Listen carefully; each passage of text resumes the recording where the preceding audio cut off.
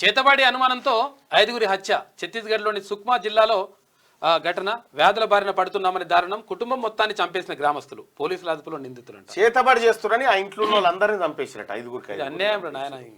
నేను చాలా సార్లు చేసిన. ఎవడన్నా చేసేటోడు ఉంటే చేతబడి గీతబడి పెద్ద మంత్రకాడు పెద్ద వయ్యి తెచ్చుకోను పెద్ద మంత్రకాడు ఉండి ఓం క్లీమ్ అనేటోడు ఎవడన్నా ఉంటే నా మీద చేయరు సుధాం. నా మీద చేయరి. ఓటి బొమ్మ తీసుకురారి. మీరు ఏం చేస్తారో చేయరిగా. ఈడ ఒక ఆయన వచ్చే ఏందది కాలుకు ఒక ఆయన వచ్చిండు. ఏది ఈ ఇనుపై తీగలు కట్టుకొని వచ్చిండు. ఏమైందంటే శక్తులు నన్ను పొడుస్తున్నాయి అంటే, అరే ఇది దారాబాయ్ అని చెప్పి ఆయన ఓ నిమ్మకాయ గాడు ఉంటే మేము ఏది చెరపతి చేసుకునేది ఉంటే ఇచ్చి పారేసి దగ్గర పెట్టుకొని పండుకోమంటే ఇక తక్కువైపోయిందని వెళ్ళిపోయాడు. వట్టిదే అనుమానం అదంతా. ఏట్లే మాను అంతే. వట్టిదంటే వట్టిదే.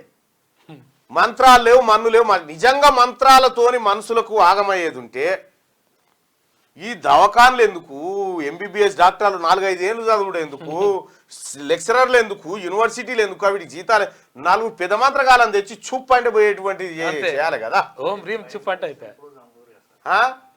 ఎప్పుడో నీకు నిజంగా వారి మంత్రాలు వచ్చింటే వాడు ఈ దేశంలో ఉన్న మందినంతా చంపి ఆడే రాజు అని ప్రకటించుకోను. అంతే. అంతా ఉత్తది. మంత్రాలు లేవు, లొట పీసులే ఏం లేవు.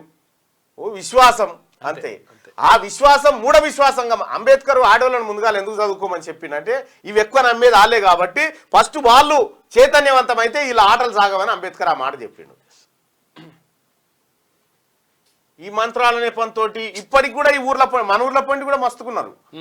మీ ఊళ్ళో ఉన్నారు అయ్యా మంత్రగాళ్ళని పిలుస్తారా? ఎవరన్నా ఊర్లే మంత్రగాళ్ళని పిలుస్తారా?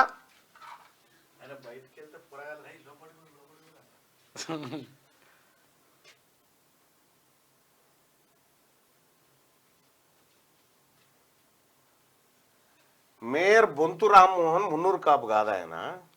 ఆ తర్వాత గద్వాల విజయలక్ష్మి గారు కూడా కాదనుకుంటున్నాను నేను. విజయలక్ష్మి మున్నూరు కాపే. కేకే కూతురు కదా. ఓకే. కాదు రెడ్డి అన్న. రెడ్డి తెలిసింది. ఉన్నారు కొందరు ఉన్నారన్న.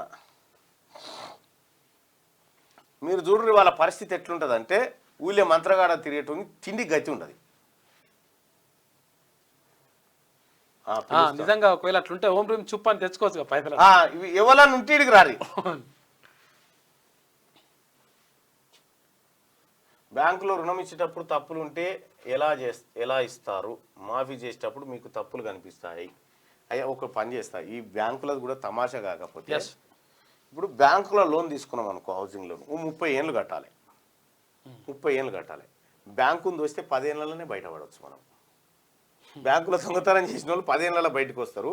బ్యాంకు లోన్ తీసుకున్నాడు 30 ఏళ్ళ దాకా బయటవాడు. న్యాయంగా తీసుకున్నాడు 30 ఏళ్ళు కట్టాలి. అంటే దొంగతనం చేయమని కాదు నేను చెప్పేది దొంగతనం చేయమని ఉల్టార్థం చేసుకున్నారు. ఇప్పుడు బ్యాంకుల లోన్ తీసుకున్నాం అనుకో, ఓ 30 ఏళ్ళు కట్టాలి ఈఎంఐ.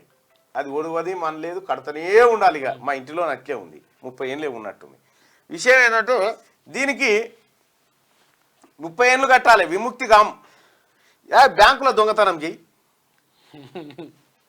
గరిష్టంగా శిక్ష 2-3 ఏళ్ళ కంటే ఎక్కువ ఉండదు.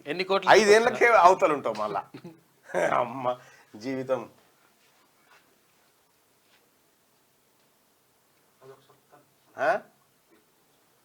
అచ్చా, మంత్రం అన్నది లేదు, బతుకు తెరువు కోసం తంత్రం అంతే.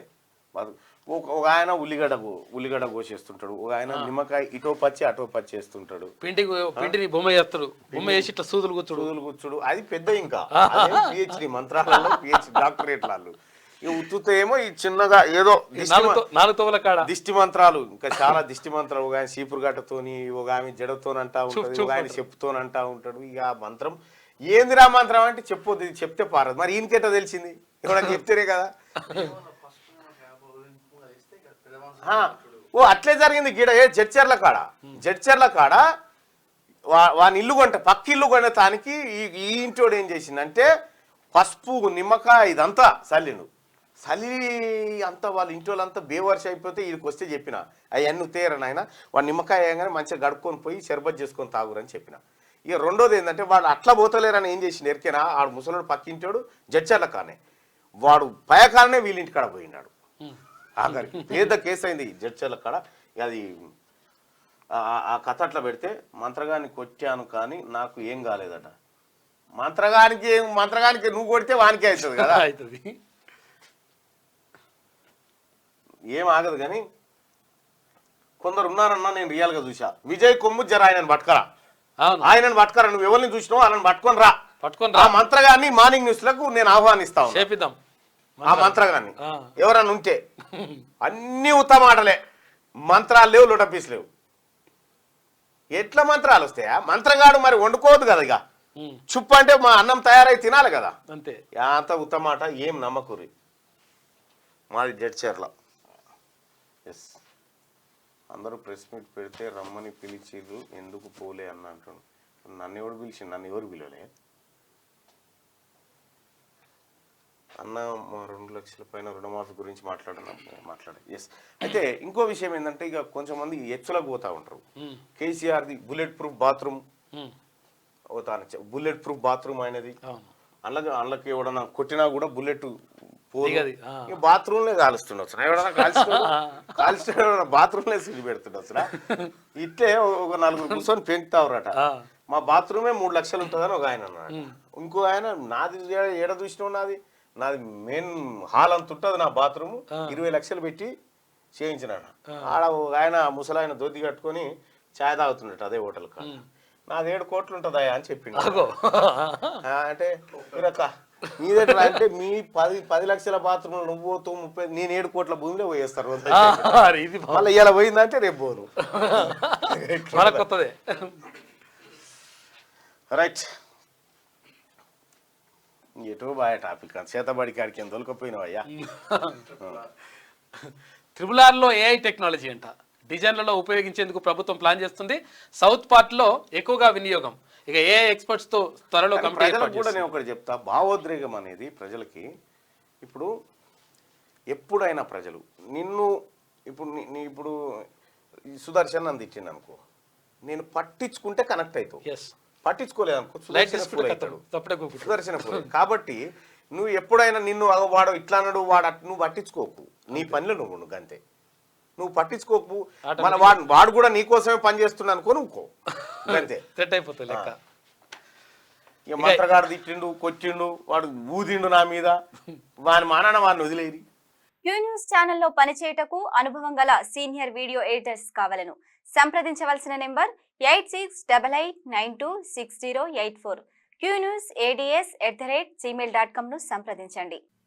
లైక్ చేయండి.